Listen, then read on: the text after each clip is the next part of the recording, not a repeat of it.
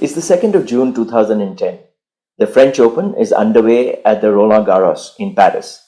Novak Djokovic was seeded number 3 in this tournament, and on this day he was playing the quarterfinal against Jürgen Melzer, who was seeded 22. Djokovic was up 2 sets to love. In his career so far, Djokovic had been up 2 sets to love 49 times and had won all 49. But today was different.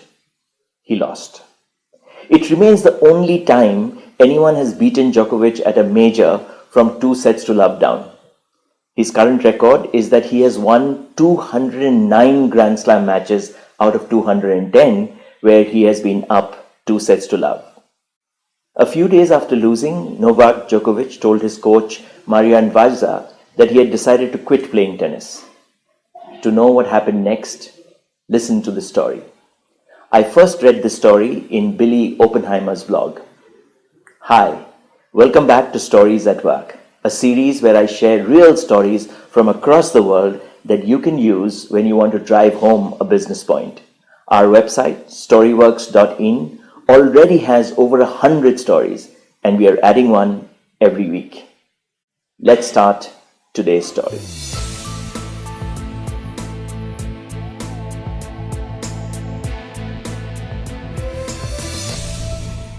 So when Novak Djokovic told his coach Marian Vajda that he had decided to quit playing tennis, Vajda asked him, "Why did you start playing this sport?" Djokovic was smart enough to immediately sense the problem. He realized that he was focusing on ranking, title, and really external expectations. In a later interview, Djokovic said, "I was mentally in one very messed up place." Now, as Djokovic thought about Vajda's question, he realized that many of his beautiful childhood memories included his most beloved toy, a mini tennis racket and a soft foam ball. After thinking for a while, Djokovic answered Vajda's question and said, "I started playing because I just loved holding that racket in my hand." "Do you still love holding a racket in your hand?" Vajda asked. Djokovic thought about it, and suddenly all those memories came back and he got very excited and said, Yes, I still do. I still love holding a racket in my hand, whether it is the Grand Slam final on center court or just playing around in a public court. I like playing for the sake of playing." Vajda smiled and nodded. "That's your source," he said. "That's what you need to tap into. Put aside the ranking, what you want to achieve or what others think that you should achieve or whatever others are expecting of you."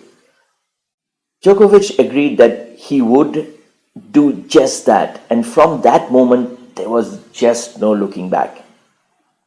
The following season, Djokovic enjoyed one of the greatest seasons in sport history.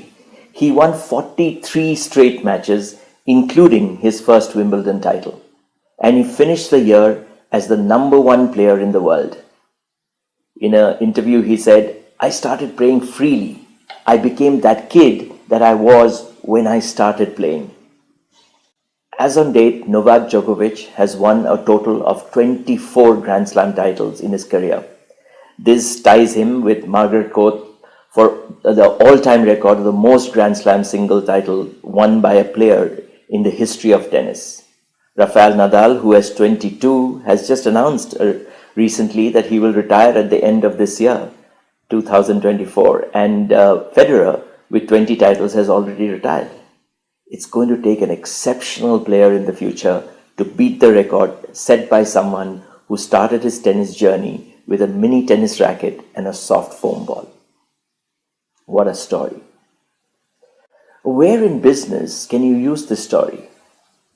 Now, many of us have been or are still in a mind space where the main thing that matters is just the designation, just the promotion, or just the salary.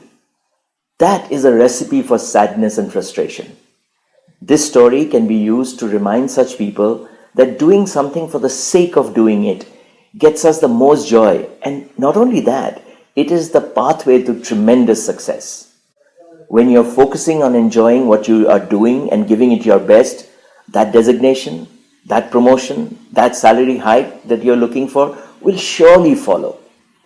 The other situation where this story can be used is to remind people that the journey of a job or a career isn't always hunky dory. There will be miserable days when one can lose even when one is two sets up to love. There is going to be frustration and pain, but reminding oneself of the joys of doing the job well, can help us get over the loss and start winning again. I hope you enjoyed that story, and if you did, there are many, many more on our website, storyworks.in. See you next week. Bye for now.